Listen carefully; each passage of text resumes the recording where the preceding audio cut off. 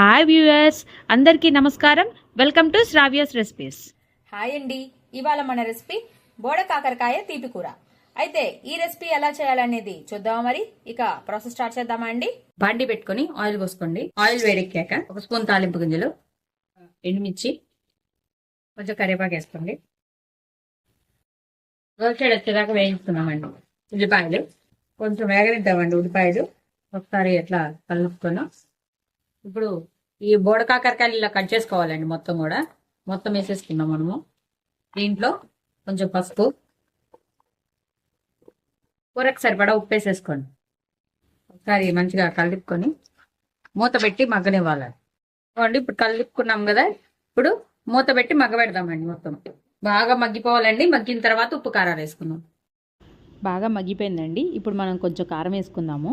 ఇది sweet curry కాబట్టి కారం కొంచెమే వేసుకుందామండి, ఎక్కువ వేసుకోవద్దు. కారం కొంచెం వేసుకోండి, తీపి కర్రీ కదా. ఒకసారి మొత్తం కలుపుకున్నామండి. మనము ఈ తీపి కర్రీలో బెల్లం అన్నా వేసుకోవచ్చు, పంచదార ఏదైనా వేసుకోవచ్చు అండి, ఎవరిష్టం వాళ్ళది. నేను బెల్లం వేస్తున్నాను. పంచదార కన్నా బెల్లం మంచిది కాబట్టి కొంచెం నేను బెల్లం వేస్తున్నాను. మనకి కాకరకాయ ఉడికిందో లేదో చూద్దాము. ఉడికిందండి. కొంచెం మగ్గబెడదాం. ఇప్పుడే కదా కారం వేసింది, ఇంకొంచెం మూత పెట్టి మగ్గబెడదాం. ఇదిగోండి కారం వేసేసాం కదా, దించే ముందు కొంచెం బెల్లం వేసుకోవాలి. ఇదిగోండి ఇప్పుడు మనం బెల్లం వేసుకుందామండి. అయితే బెల్లము మొత్తం పాకం ఏం అవసరం లేదండి, మొత్తం బెల్లం కూడా కరిగిపోతే చాలండి. మీకు కొంతమందికి బెల్లం ఇష్టం లేకపోతే పంచదార వేసుకోవచ్చండి.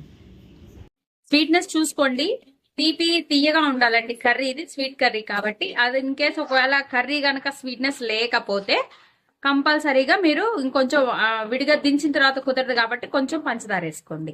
అందుకని దించే ముందే ఒకసారి స్వీట్ అనేది చూసుకోండి, చెక్ చేసుకోండి. ఇదిగోండి కరిగితే చాలండి, పాకం ఇంకా ఏం అక్కర్లేదు, ఇంకా ఆపేసుకోవడమే. ఇప్పుడు మనం ఇది అయిపోయిందండి కర్రీ, స్వీట్ కర్రీ. ఇప్పుడు మనం దీన్ని ఒక బౌల్లోకి తీసుకుందాం. అంతే అండి, బోడ కాకరకాయ తీపి కూర రెడీ అయిపోయింది. ఈ వీడియో కనుక మీకు నచ్చినట్టయితే ప్లీజ్ లైక్ చేసి, షేర్ చేసి, సబ్స్క్రైబ్ చేసుకోండి. Thank you for watching Sravya's recipes.